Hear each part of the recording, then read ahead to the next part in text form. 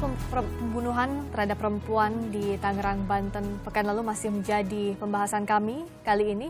Kalau kita lihat, pembunuhan spesifiknya adalah mutilasi dalam kasus di Cikupa, Tangerang, Banten ini bukan pertama kali terjadi. Sebelumnya ada polisi yang melakukan dengan hal yang sama di Melawi dan juga kasus-kasus lainnya di Indonesia.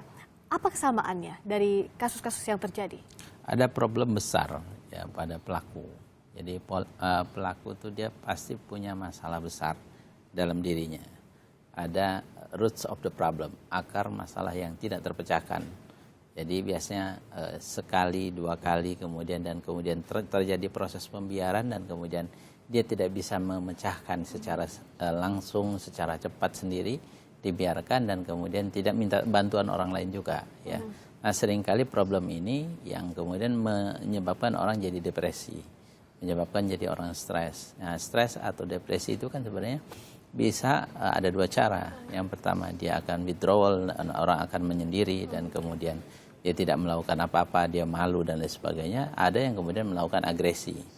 Jadi agresi terhadap orang lain. Nah, kalau masalahnya itu ada, ya langsung siapa figurnya yang menjadi problemnya, lalu kemudian itu bisa diarahkan kepada orang lain yang langsung berhadapan dengan dia.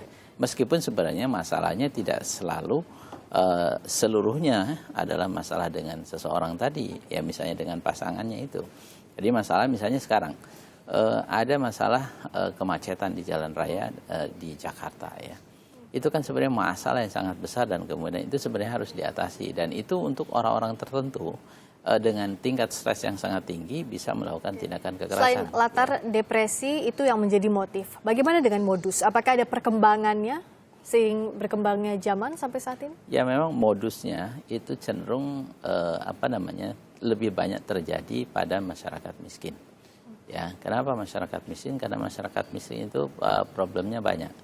Jadi ada problem ekonomi, ada problem interaksi di dalam keluarga, problem ketahanan sosial di dalam keluarga, ya, problem kemampuan beradaptasi, berkomunikasi dan sebagainya. Dan rata-rata orang-orang yang menengah ke bawah itu cenderung tidak mampu untuk bisa mengatasi secara cepat.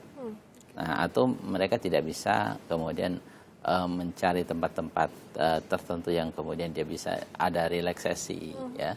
Nah, itu seringkali akhirnya kemudian dia menyelesaikan, menganggap bahwa persoalan ini harus bisa cepat selesai dan seringkali orang kemudian membaca sesuatu. Misalnya ini kan mutilasi seringkali ini ada di koran, ada di TV dan sebagainya, orang melakukan mutilasi ya karena ada masalah-masalah tertentu. Dan pengungkapannya pun lebih sulit untuk mutilasi ini dibandingkan dengan modus-modus lainnya. Iya, kalau dilihat ya kita orang melihat bahwa media ini kan sebenarnya adalah untuk inspirasi, inspirasi untuk melakukan satu tindakan kejahatan dan dari berbagai macam tindakan mutilasi yang ada di masa-masa yang lalu ternyata mutilasi itu bisa menjadi katarsis, bisa menjadi jalan keluar ya. Lalu kemudian orang terinspirasi, cara yang pada saat menghadapi kepanikan ini kemudian bisa terhindar dari kejaran dari polisi, lalu kemudian orang melakukan tindakan mutilasi kan gitu.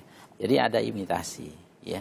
Lalu kemudian media memfasilitasi seseorang untuk melakukan tindakan-tindakan kekerasan yang mungkin sebelumnya dia tidak sempat untuk berpikir, tetapi karena mungkin pada peristiwa yang lalu dia mungkin heavy viewers, dia mungkin menjadi penonton yang luar biasa yang menonton film-film kekerasan. Mungkin pada saat itu dia tidak melakukan tindakan kekerasan, tapi suatu ketika dia punya problem yang hampir mirip dengan film itu, lalu kemudian itu bisa jadi inspirasi. Bagaimana untuk mengungkapnya? Kalau dilihat dipecah seperti itu tentu akan sulit polisi mengungkap siapa pelaku di balik ini.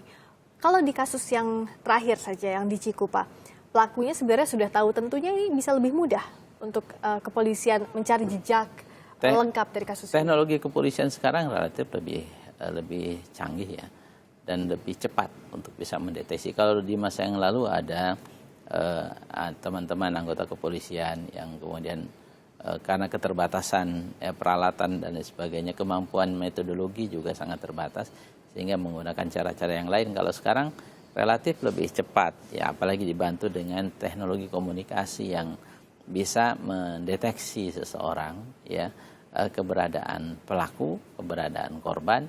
Dengan keberadaan korban bisa mendeteksi keberadaan pelaku. Lalu kemudian sekarang juga relatif big data juga banyak tentang warga negara, tentang seseorang, ya sehingga kemudian lebih mudah untuk melinkage, menghubungkan antara satu kasus dengan kasus yang lain.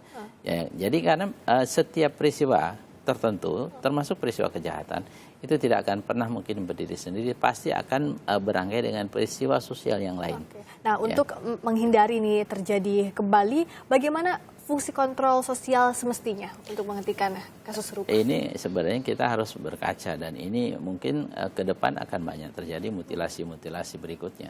Ini yang kuncinya adalah soal ketahanan sosial, ya, di masyarakat kita yang makin melemah. Mestinya social resilience atau ketahanan sosial ini ya diperkuat dengan cara apa? Dengan cara melalui proses ini kerekatan hubungan, ya di dalam keluarga, di dalam masyarakat. Ada masalah juga cepat dikomunikasikan, lalu kemudian minta bantuan pihak ketiga, kalau tidak mampu bisa diselesaikan secara berdua atau di dalam internal keluarga, bisa diselesaikan melalui cara-cara yang lain, ya, sehingga kemudian ada namanya ada kanalisasi masalah itu bisa diloloskan, dikeluarkan, ya, sehingga kemudian tidak menumpuk. Ketika menumpuk itu berbahaya. Ya, betapa pentingnya artinya kontrol sosial di sini untuk menghentikan kasus serupa. Terima kasih, Sama-sama. Pak Erlangga Masdiana, kriminolog dari Universitas Indonesia, telah membahas di